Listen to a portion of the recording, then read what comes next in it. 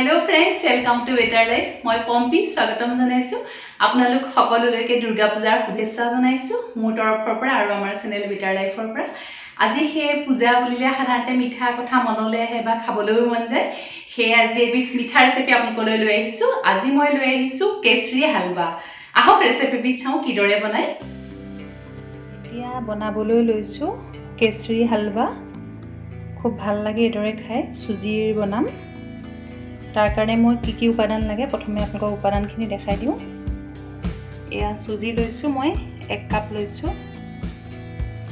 চেনিও মই 1 কাপে লৈছো আপোনালোকে জোখনো কৰি দিব কম বেছি কৰিব পাৰে আৰু এয়া লৈছো মই কিশমিশ লৈছো ইলাচি 3টা মান লৈছো আৰু কাজু লৈছো আৰু এয়া সকলোতকৈ প্ৰধান যেটো বস্তু কেশৰ এয়া চাম মই যিখিনি কেশৰ দেখালো আপোনাক এই কেশৰখিনি মই এদৰে অকমান গাখীৰৰ লগত এদৰে গুটি পেলাই 5 মিনিট 10 মিনিট ৰাখি থৈছো আৰু এয়া আলমন্ড কুটি লৈছো আৰু এয়া ঘিউ লৈছো আৰু অলপমান পানী ব্যৱহাৰ কৰিম এইখিনি উপাদানেই লাগিব এয়া ইতিমধ্যে এখন কেৰাহী মই গৰম কৰিছো তাতে এইখিনি ঘিউ দি দিছো আৰু প্ৰথমতে মই যিখিনি কাজু আৰু আলমন্ড আৰু কিশমিশ লৈছিলো সেইখিনি অকনমান ফ্ৰাই কৰি পেলাই পিটি ৰাখিম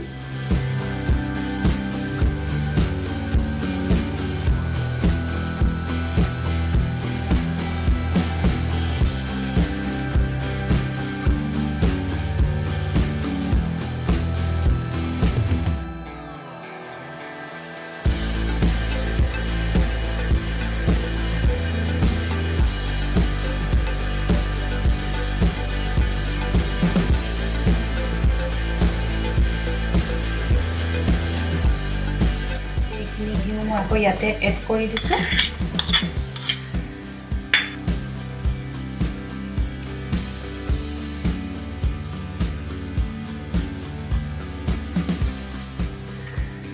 আৰু মই যিখিনি আপোনাক দেখাইছিলো এইখিনি সুজিখিনি মই এতিয়া ঘিউখিনিতে দি সিমত ভাজিম আৰু চাবন গেছৰ ফ্লেমটো যাতে খুব কম হৈ থাকে আৰু যাতে সুজিখিনি ভাজ খাব কিন্তু ৰঙা হৈ পুৰি নাযায় যাতে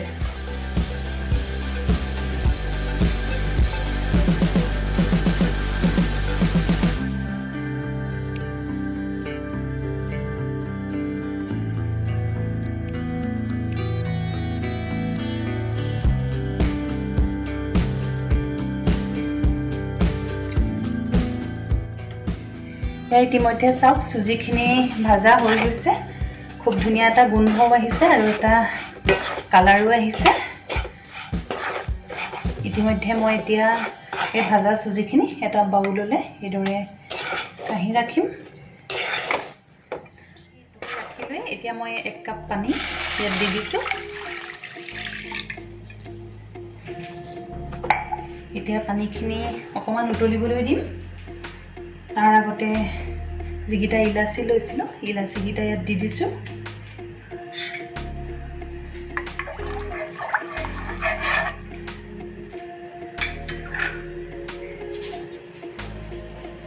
আৰু যিখিনি মই চেনি লৈছিলো চেনিখিনি মই এদৰে পানীখিনি দি দিছো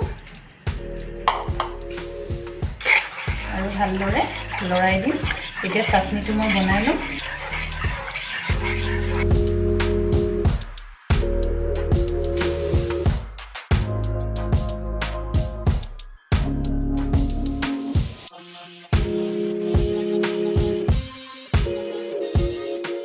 ইতিমধ্যে চাওক চাটনিখিনি উতলিছে মই এতিয়া যিখিনি আপোনাক দেখাইছিলো কেশৰ মিলাই থৈছো গাখীৰত এই কেশৰখিনি মই ইয়াত দি দিছো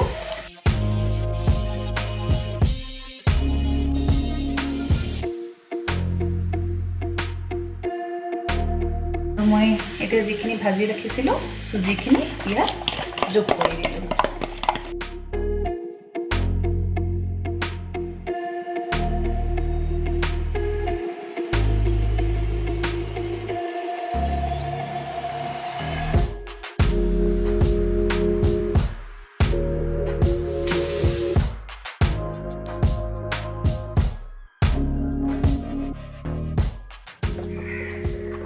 যিখিনি মই কাজু বাদাম এইদৰে ভাজি ৰাখিছিলোঁ সেইখিনি মই ইয়াতে দি দিম।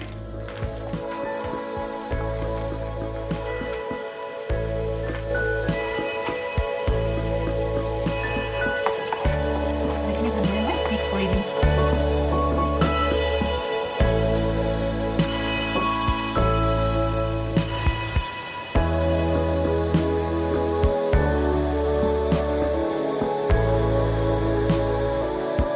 আৰু যদি আপোনালোকে বিচাৰে 1 চামুচমান ঘিউ ইয়াত আকৌ যোগ কৰিব পাৰে, গোন্ধটো খুব ধুনীয়া হয়।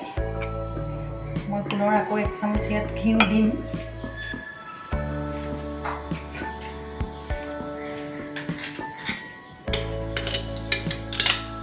মই 1 চামুচ ঘিউ ইয়াত যোগ কৰি দিছোঁ,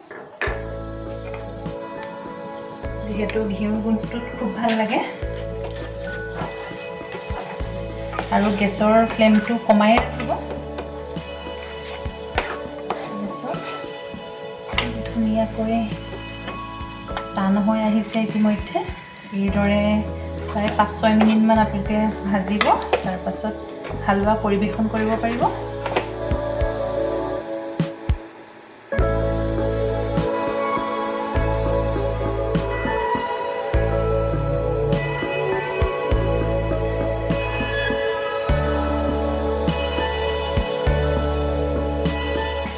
ইতিমধ্যে সেয়া হৈ গৈছে হালৱা।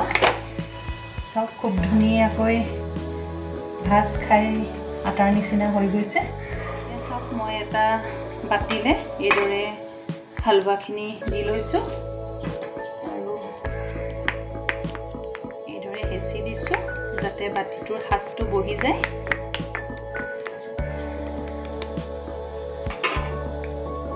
আৰু এখন প্লেটত দি থৈছোঁ। অকণমান ঠাণ্ডা হোৱাৰ পাছত মই লুটিয়াই ল'ম। এয়া ইতিমধ্যে দেখা পাইছে, খুব ভালদৰে সজাই দিছোঁ। অকণমান লগতে পিস্তাও এইদৰে দি দিছোঁ। আৰু আপোনালোকে এইদৰে বনাই খাই চাব, খুব ভাল লাগে। কম সময়তে অতি সহজতে বনাব পৰা এবিধ ডিজাৰ্ট চুইট ডিছ কেশৰী হালৱা বনাই খাই চাব।